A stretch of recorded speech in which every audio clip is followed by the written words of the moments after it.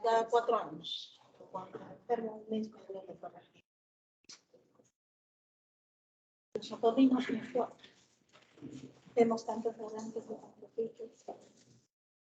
Entonces empezamos. Sí, doctora, mis compañeros sí pueden escuchar y ven la presentación. Lo único es que la cámara no, porque no está conectada. Daremos de hilo, ¿no? Porque yo me paso la acción. Porque si no hay quien nos conecte la cámara, no vale la pena. Sí, a menos de que voy a preguntarle rápido. Intentemos.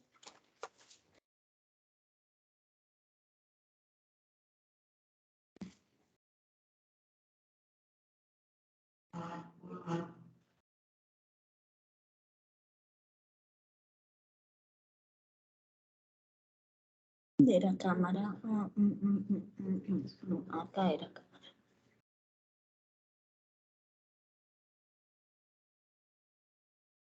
Ay. Ay.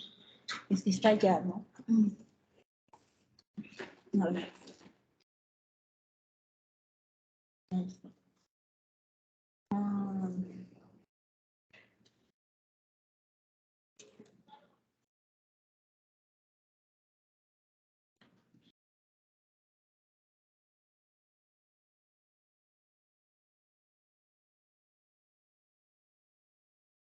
Me acuerdo que era acá.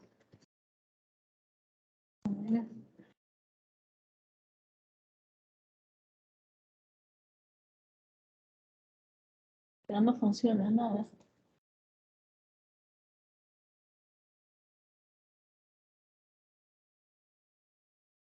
No puedo desactivar.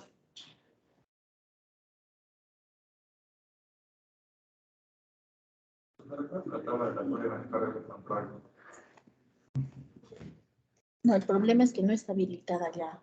O sea, en el Teams no está habilitada. Por eso que yo la pongo acá, mira, y debería desbloquearse y no lo hace. Ese es el problema.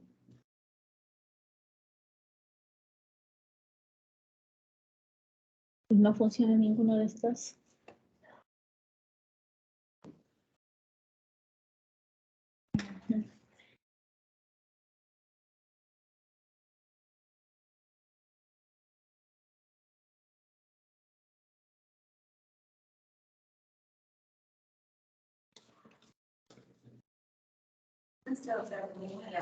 Empecemos, amor, no te preocupes.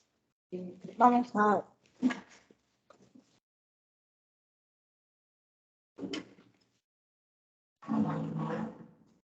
¿Los chicos de virtual me escuchan, chicos? Sí se escucha, doctora.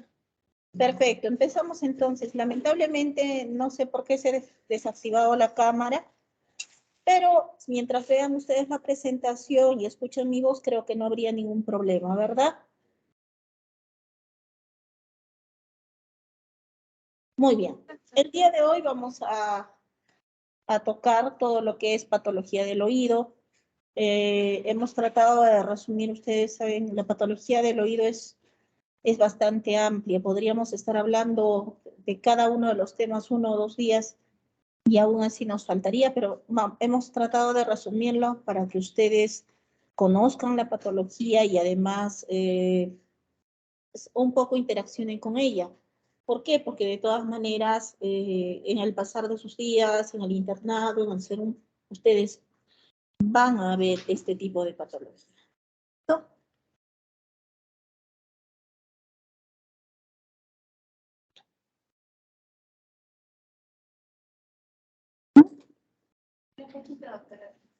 Ahora sí. Entonces, ustedes, como decíamos, el oído se divide en 3 partes, ¿no es cierto? Tenemos el oído externo, dentro de la patología que va a tener este oído externo, vamos a tener la patología inflamatoria, la patología traumática, la patología tumoral, la patología congénita también, las disgenesias de oído. Dentro del oído medio, que es otra de las partes del oído, vamos a tener la ototubaritis o salpingitis eustaquiana, que muchas veces no le hacen caso a esta enfermedad. Entonces yo necesito que la conozcan para que ustedes puedan tratarla si es que la encuentran, ¿no? La otitis media aguda, por lo menos van a ver, yo creo, unos 10 casos como mínimo cada uno de ustedes. La mastoiditis, las otitis medias crónicas, los colesteatomas y las complicaciones que tienen estas otitis medias crónicas, que felizmente a la actualidad, que ya tenemos bastantes antibióticos, son pocas, ¿no es cierto? En el caso del oído interno, sabemos que el oído interno tiene dos partes, ¿verdad? La parte auditiva, donde vamos a tener los tinnitus o acúfenos, y la hipoacusia. Hipoacusia congénita, hipoacusia adquirida, y hipoacusia ocupacional, también importante. Y la otra parte, que es el sistema vestibular, donde vamos a encontrar los síndromes vestibulares, ¿cierto? Un poco menos frecuentemente los van a ver, pero algunas veces los pacientes van a llegar muy ansiosos a ustedes con vertigo intenso, mareos intensos, y van a necesitar ustedes conocer que esta patología existe. Bueno, entonces, habiendo hecho un resumen de toda la patología que vamos a revisar, vamos a empezar con patología del oído externo, que va a ser patología inflamatoria. ¿Listo? La principal y la más frecuentemente encontrada es el eczema de oídos. Es una dermatitis del conducto auditivo externo, que algunas veces va a involucrar también pabellón auricular. Es una alteración de la piel, como les dije, casi siempre por alergia. Puede ser sustancias irritantes, tinte del cabello, shampoo, jabón o alguna otra sustancia que el paciente haya usado.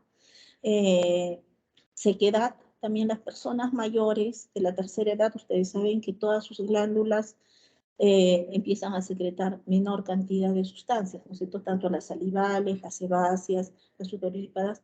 Entonces va a haber cierta sequedad. Esa sequedad va a producir en los pacientes una inflamación y una dermatitis del conducto auditivo externo. El rascado es otro de las etiologías, por así decirlo, de este eczema de oídos. Tenemos pacientes que son un poco, yo les digo, desesperados, que rascan y rascan el oído con lo que tengan a mano, ¿no es cierto?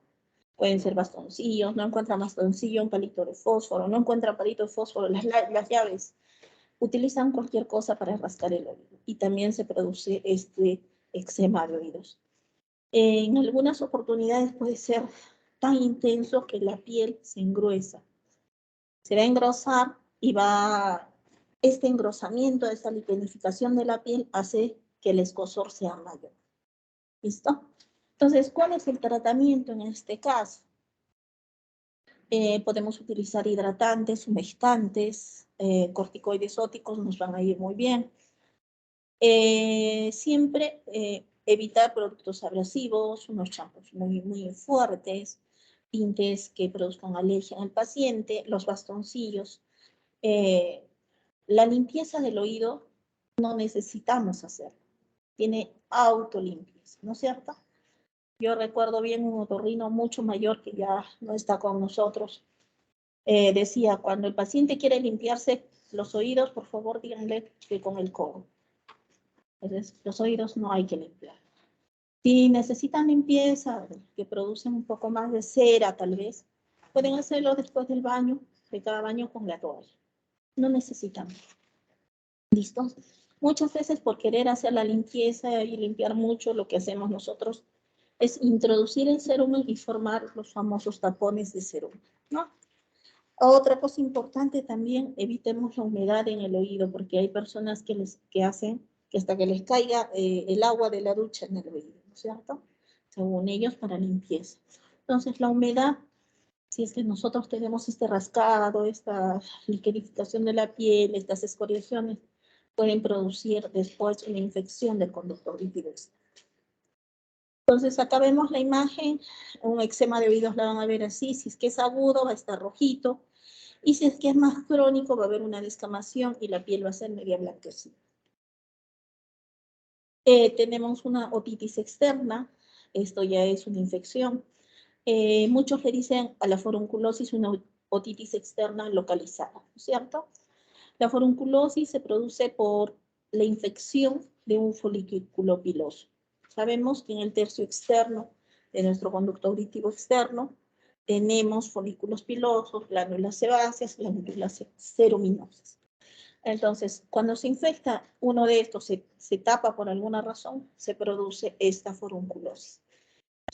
¿Qué germen está involucrado? El estafilococo aureus.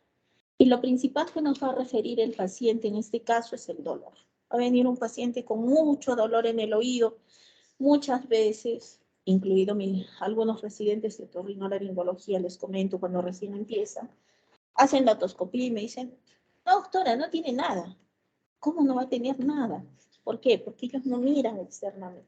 Se van de frente al otoscopio y a mirar el tímpano que todo esté en orden. Entonces, siempre tenemos que examinar tanto lo externo como lo interno. ¿Listo? Muy bien, acá es clásico. Pueden ver en nuestra imagen ese bultito que hay acá es una forunculosis. Tratamiento. ¿Qué haríamos? Para calmar el dolor es un mini absceso. Hay que drenar. Entonces, una agujita estéril que tienen ustedes siempre van a tener. Hacemos una punzadita. Ni siquiera debemos poner anestesia, porque la anestesia le va a doler más a nuestro paciente que el simple punzar el forúnculo. Entonces, así salga una gotita de pus, lo va a aliviar bastante a nuestro paciente. Y además tenemos que dar tratamiento antibiótico, obvio, ¿cierto? Por ejemplo, ¿qué puede ser? Dicloxacilina, nos va muy bien en piel. Ciprofloxacino también nos va muy bien en piel, ¿no es cierto? Y ahora vamos a tratar lo que es la otitis externa difusa, ¿cierto? La otitis externa difusa, también conocida como la otitis del nadador, es muy frecuente en las épocas de verano, cuando todos van a las piscinas, a la playa, se produce por un rascado y humedad. El germen involucrado en este caso es la Pseudomonas aeruginosa. El paciente va a venir con mucho dolor, con otorrea, prurito en el oído. El prurito es más intenso si esta es una otitis externa acompañada de micosis. Va a haber hipoacusia porque la secreción que produce se va a comportar como un tapón, entonces el paciente no va a escuchar bien. Y algunas veces esta otitis externa se va a extender al conducto y va a obstruir el conducto, porque va a producir una celulitis de conducto. Entonces el paciente, por obvias razones, no va a escuchar. Lo que sí tenemos que tener en cuenta que en este caso la membrana timpánica va a estar indemne, ¿no es cierto? Aquí ustedes pueden ver una imagen de cómo se ve una otitis del nadador, la secreción purulenta que sale del oído. Cuando nosotros hacemos la otoscopía hay secreción alrededor del conducto auditivo externo, ¿no es cierto? En algunas ocasiones, como les decía, la piel del conducto se inflama, se edematiza, tanto así que puede cerrarse el conducto auditivo externo, como es en este caso. Aquí no vamos a poder ver membrana timpánica. ¿Qué tenemos que hacer acá? Dar tratamiento local. Y cuando ya tenemos una celulitis, tiene que ser sistémico, ¿no es cierto? En este caso, por ejemplo, esta otitis es una otitis leve, esta imagen de acá, ¿no es cierto? Entonces, en este caso bastarían las gotas ópticas. Utilizamos ciprofloxacino, moxifloxacino o floxacino que tenemos. Podemos usar 5 a 7 gotas mañana, tarde y noche. Y el paciente se tiene que quedar de ese lado por lo menos unos 5 a 10 minutos, ¿no es cierto? Muchas veces que con eso basta y cede la otitis externa. Pero si ya tenemos una celulitis, como es en este caso o en este, entonces, así gotas, acá las gotas ni siquiera van a entrar, ¿no es cierto? Entonces tenemos que hacer un tratamiento combinado, local y sistémico.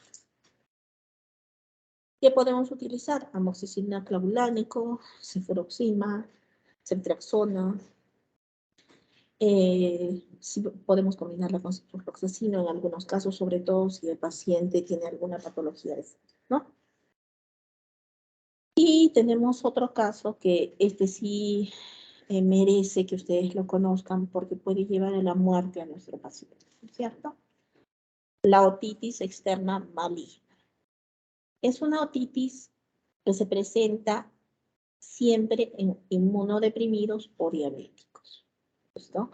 También el germen involucrado es una pseudomonas aeruginosa, la misma que produce la otitis externa, sino como este paciente no tiene tantas defensas, muy rápidamente se complica. Y esta otitis es necrotizante, empieza a necrosar por donde infecta. ¿Listo? Como les decía, potencialmente letal, afecta el pabellón auricular, los tejidos adyacentes que están alrededor del oído, puede producir complicaciones como osteomielitis de la base del cráneo, meningitis, tromboflebitis del seno lateral. Tenemos que dar antibióticos de amplio espectro y en este caso el paciente tiene que quedar hospitalizado. ¿Listo? El tratamiento es vía parenteral. Muchos casos de estos van a necesitar cirugía y debridación. Muchas veces vamos a tener que sacar parte de la oreja, sacar parte del hueso, del temporal, si queremos salvar la vida del paciente. ¿Listo? Entonces, cuando vean ustedes una otitis externa que no evoluciona, las otitis externas normalmente mejoran rápidamente al tratamiento antibiótico. Ven que no mejora y está empeorando, mándenlo al hospital, urgente. Más aún si el paciente es inmunodeprimido o diabético. Aquí tenemos una imagen tomográfica donde se ve trombosis de los senos venosos, ¿no es cierto? El seno sigmoideo derecho pueden ver en este lado y en el otro ven cómo está el trombo a este nivel, ¿no es cierto? Esa es una de las complicaciones de la otitis externa maligna. Y por último, dentro de todas las infecciones del oído bacterianas, bueno, vamos a tener bacterianas, como vimos, las otitis externas, la local, la generalizada, la otitis externa maligna, que son bacterianas. Ahora vamos a ver una otitis micótica. ¿Listo? Casi siempre esta otitis micótica se produce por sobreinfección de una otitis externa bacteriana. Nosotros muchas veces solo damos antibióticos y nuestros gérmenes oportunistas, que en este caso son los hongos, aprovechan y empiezan a reproducirse. ¿Sí? Casi siempre está involucrado el Aspergillus niger, el Aspergillus albus, la Candida albicans, y su síntoma principal cuando ya es una otitis micótica es el prurito. Hay otorrea, pero la otalgia ya no es tan intensa como las otitis externas, por si acaso. ¿Qué tenemos que hacer en este caso? Aspiración y limpieza del conducto auditivo externo, ¿no es cierto?, de todo el material purulento y tenemos que dar un antimicótico local. Pueden ver ustedes, acá ven las hifas del Aspergillus niger. Esto es en una otomicroscopía. Se ve bastante, para nosotros bonito, para el paciente terrible, ¿no es cierto? Y a una autoscopía ustedes pueden verlo así, como en la segunda imagen. ¿Listo? Entonces, en estos casos, si la sintomatología en general no es muy aparatosa, muy fea, el antimicótico local, sea en spray, sea en gotitas, es suficiente. Si ya vemos que hay compromiso del paciente, hay alguna otra alteración, entonces tenemos que ya dar antimicóticos vía sistémica. ¿Listo? Muy bien. Vamos a continuar. Como ya vimos las infecciones por bacterias, por hongos, vamos a continuar con las infecciones virales. También el oído está afectado por infecciones virales. Dentro de estas, las principales que nosotros tenemos son dos. La del herpes simple, como pueden ver en este caso, normalmente no son tantas, pero este caso fue de un paciente inmunosuprimido, donde pueden ver las vesículas, las zonas de eritema. Este es un herpes simple que en este caso requirió tratamiento antiviral, aciclovir, y el síndrome de Ramsay. El síndrome de Ramsay-Hunt o herpes zóster ótico se da por la varicela zóster. ¿Listo? Solo que en este caso la varicela zóster se ha quedado en el ganglio geniculado del nervio facial. Entonces, por alguna razón bajaron defensas, se activó algo, el paciente va a debutar con una otalgia severa, dolor de oído, y va a debutar con lesiones tipo ampollares, vesiculosas, eritematosas, a nivel del conducto auditivo externo y de la concha auricular. ¿Por qué? Porque esa zona está inervada por el nervio facial, ¿no es cierto? Entonces, es más difícilmente que vaya a la parte exterior del pabellón auricular. Por eso podríamos distinguirla del herpes simple, ¿no es cierto? Aunque en algunas ocasiones puede involucrar el pabellón auricular y esta parte anterior de la carita también. El síndrome de Ramsay-Hunt, sus principales, su triada, por así decirlo, es la parálisis facial, porque afecta al nervio facial, obviamente, la otalgia y las vesículas que se producen en el conducto auditivo externo y concha auricular, ¿no es cierto? Felizmente esta parálisis va mejorando día a día, tenemos que usar antivirales sistémicos, corticoides y de preferencia hospitalizar al paciente.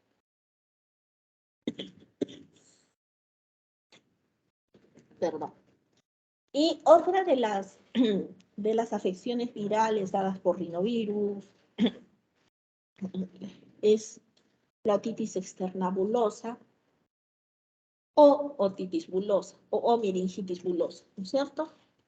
La otitis externa bulosa es bastante característico en los niños más que en los adultos. Este virus hace que se decole, por así decirlo, se despegue la capa epidérmica de la capa fibrosa de la membrana timpánica y entre ellas se acumula líquido que puede ser seroso y en algunas oportunidades serohemático, ¿cierto? Puede ser una sola ampolla grandota, pueden ser varias ampollitas. Cada paciente es muy diferente al otro, ¿no es cierto? Va a afectar la parte más profunda del conducto auditivo externo y principalmente la membrana timpánica, la capa epidérmica. Estas ampollas no van a producir perforación de la membrana timpánica. ¿Por qué? Porque solo afectan la capa externa de la membrana timpánica. No sé si ustedes revisaron, la membrana timpánica tiene 3 capas, ¿no es cierto? La capa epidérmica, la que está hacia el conducto auditivo externo, la capa fibrosa, que es la de la mitad, y la capa mucosa, que es la que colinda todo y tapiza todo el oído. Entonces, en este caso, la única capa que se está alterando es la capa epidérmica. Y pueden ver aquí las vesículas, ¿no es cierto? Casi siempre son hemorrágicas. Entonces, revienta una de estas vesículas y todo el mundo se asusta porque al niño le salió sangre del oído. Pero el niño está como si nada. No tiene dolor, no tiene molestias. Y si tuvo dolor fue por la ampolla que estuvo a presión y derecho.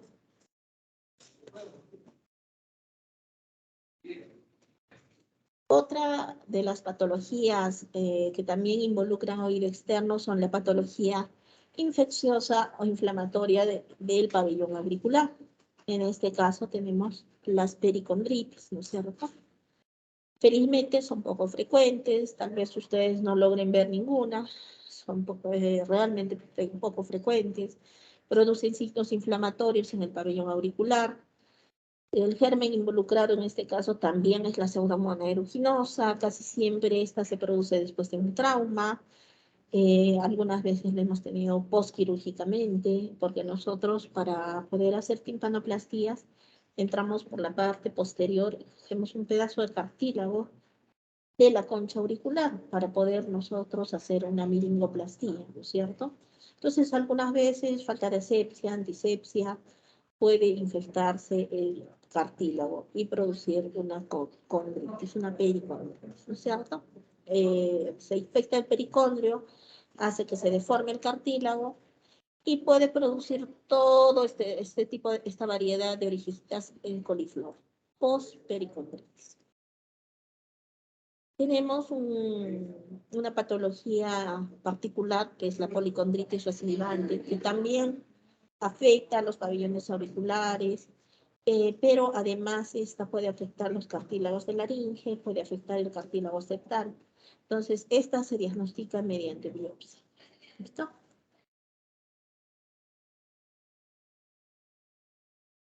¿Tienen alguna duda, pregunta? No duden en preguntar, chicos. Ya sean los que estamos acá en presencial o los chicos que están en virtual. ¿Listo? Y la otra parte de patología es la patología traumática del cabello auricular. En este caso tenemos 3, el otohematoma, las lesiones por congelación y las lesiones con pérdida de sustancia. El otohematoma es un acúmulo de sangre, ¿listo?, entre el pericondrio y el cartílago. Entonces, ¿qué se produjo acá? Por algún traumatismo se separa el pericondrio del cartílago y se acumula sangre ahí, ¿no es cierto? Entonces, si nosotros no lo tratamos prontamente, ¿qué pasa? El cartílago se queda sin nutrición. Se va a necrosar en algunas partes, en otras partes puede vivir, y se va a producir una deformación del pabellón auricular. Así que este otohematoma es un tratamiento de emergencia. ¿Listo? ¿Qué tenemos que hacer? Drenar, como pueden ver. ¿Pueden hacerlo con una jeringa? Sí. Pueden hacer con un corte, que yo lo prefiero, hacer un corte en la parte inferior y drenar todo el hematoma. Pero no solo es drenarlo. Tenemos que comprimirlo. ¿Por qué? Porque si no, otra vez el espacio que se ha formado se vuelve a llenar de sangre. Entonces, por gusto lo drenamos y otra vez se llena. Lo drenamos y otra vez se llena. Lo que tenemos que hacer es una compresión a ese nivel. Una vez drenado, hacemos puntos de colchonero, atravesamos de acá hacia acá, ¿listo? Y damos varias vueltas. Y después hacemos compresión ya sea con gasa. Nosotros utilizamos yesito, le colocamos yeso en la parte anterior y posterior y comprimimos. Y puede hacerse también vendaje, ¿listo? Vendaje de la zona para evitar que vuelva a llenarse este espacio que antes no existía de sangre nuevamente. Bueno, si nosotros dejamos que esté mucho tiempo, más de una semana, lo que les decía, se puede convertir también ya no en un hematoma, sino en un piohematoma. Se puede infectar. Y si se infecta, produce una pericondritis. Si se infectó el cartílago, probablemente va a necrosarse en algunas zonas y en otras zonas va a hipertrofiarse y también nos puede dar esa oreja de coliflor que vimos anteriormente por la pericondritis. ¿Listo? Ahora vamos a ir por las lesiones por congelación. Aquí lo que vamos a tener es al eritema permeable. ¿Qué vamos a encontrar en la clínica? Una o dos o más placas eritematosas, algunas son azul violáceas, como pueden ver ustedes acá. Aquí hay eritema, pero acá son azul violáceas. Puede llegar a haber pápulas, nódulos. En casos muy severos puede haber ampollas y úlceras. ¿Y qué producen? Producen prurito, quemazón y dolor local. ¿Ya? Esto se produce cuando la persona está expuesta mucho tiempo al hielo, a congelación.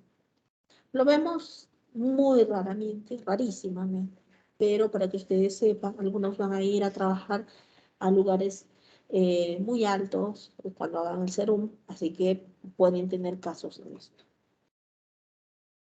Por último, los por pérdida de sustancias. Gracias a los vehículos motorizados que nosotros tenemos, los automóviles, las motos, tenemos más cantidad de esta patología traumática a nivel de pabellón auricular, ¿no es cierto? Puede haber, en este caso, ha habido pérdida, un corte a nivel de piel y cartílago. Entonces, ¿qué hacemos frente a esto? En primer lugar, tiene que ser una asepsia, antisepsia bastante importante. ¿Por qué? Porque si el cartílago se infecta, hace una pericondritis y nos deforma la orejita, ¿verdad? Puede necrosarse, nos queda una oreja sin cartílago de soporte, como algunos le dicen la oreja de perrito, ¿no es cierto? No sé si ustedes han visto alguna vez una vez. O si no, pueden puede apelotonarse, como hemos visto en las anteriores, y nos da una orejita de coliflor. Aquí ha habido una amputación parcial de la orejita. Algunos libros dicen que así hubiera 2 milímetros de pedículo que esté uniendo esta parte a la orejita, nosotros debemos suturar. Porque la irrigación del pabellón auricular es tan importante, o sea, es tan vascularizado en la orejita que puede sobrevivir. Entonces, si ustedes ven que está 2, 3, 4 milímetros, tenemos un colgajo que está colgando la orejita, suturemos. Siempre haciendo una buena asepsia, una buena antisepsia. Bueno, llegó después de 6 horas, ya no tenemos la orejita, la tenemos acá, en un pedazo. ¿Qué podemos hacer? Si ya pasó mucho tiempo, podemos despegar toda la piel y el cartílago lo podemos poner retroauricularmente, así en un bolsillo, para injertarlo después. ¿Mm? Eso es importante. Por ejemplo, esta abrasión está casi más de media oreja, ¿no es cierto? Afuera. Cualquiera diría, este ya se va a amputar. No, suturen, va a vivir. ¿Listo? Aquí tenemos también una abrasión del cartílago. Si ustedes ven de la zona de la concha auricular. Entonces, ¿qué tenemos que hacer? No suturar como sea, tratar de conservar siempre la anatomía del paciente. ¿Listo? ¿Para qué? Para que se vea una orejita, por lo menos dentro de lo más parecido a lo normal. En cuanto a patología traumática. No sé si tuvieran alguna duda, alguna pregunta, chicos. No, ¿verdad? Vamos a continuar. Y por último, vamos a tratar un poco sobre la patología tumoral, ¿no es cierto? Dentro de los tumores vamos a tener los tumores benignos, los tumores malignos. Dentro de los tumores benignos vamos a tener los nevus, que nunca faltan. Podemos tener, era un leiomioma. Este es una cicatrización queloide, que también es un tipo de tumor benigno. Esta también es una cicatrización queloide, que se comporta como una tumoración en este caso. Y esta es otra cicatrización queloide, que casi siempre se presenta después de perforar la orejita, ¿cierto? A aquellos que les gusta tener varios aretes, cuando tocan el cartílago, casi siempre se produce esto.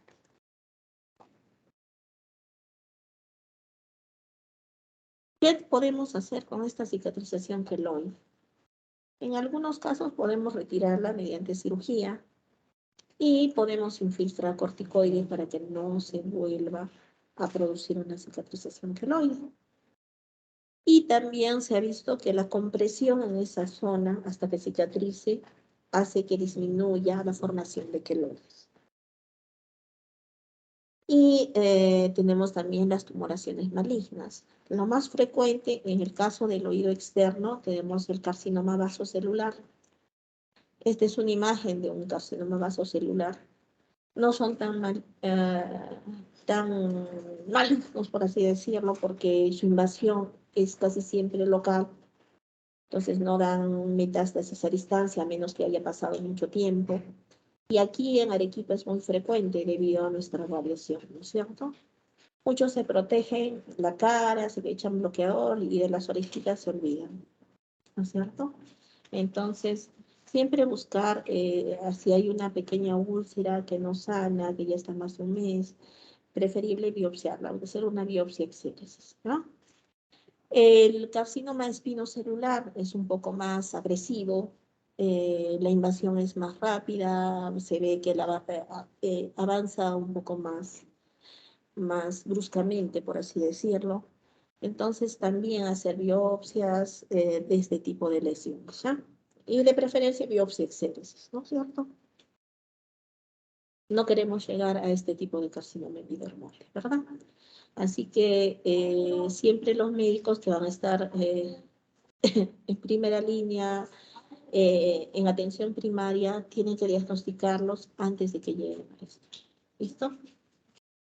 Otro de los carcinomas, de los cánceres que se presentan en el conducto auditivo externo es el melanoma, ¿cierto?